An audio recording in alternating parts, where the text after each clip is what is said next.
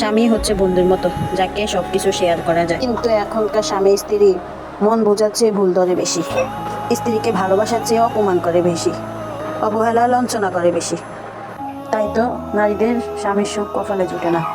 স্বামী যদি সম্মান না করে, অন্য কেউ কি সম্মান করবে? যে নারী স্বামীর ভরসায় থাকে, তাকে যদি সম্মানে তুমি না করো, তো বিয়ে করছো কেন? যদি সম্মানে না দিতে পারো, বিয়ে করার তো কোনো দরকারই ছিল না। তাই তো নারীরা স্বামীর সঙ্গে সংসার ত্যাগ করে, বাপের বাড়িতে অবহেলার দিন পার করতে হয়।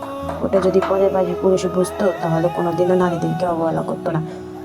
স্বামী হোক এমন একজন মানুষ, স্ত্রী ভুল করলে রেগে গিয়ে স্ত্রীর বকা দেয়, আবার রাগও ভাঙিয়ে দেয়, ভালোবেসে আদর করে। এরকম স্বামী যদি হয়, সব ঘরে শান্তি চলে আসে। যে স্বামী স্ত্রীর কষ্ট বুঝতো না, ওই ঘরে কোনো শান্তি হবে না। তুমি যদি তোমার স্ত্রীর কষ্ট না বোঝো, বড় মানুষে কি তোমার স্ত্রীর কষ্ট বুঝবে? তুমি ওই সম্মানটা করে দিতে হবে।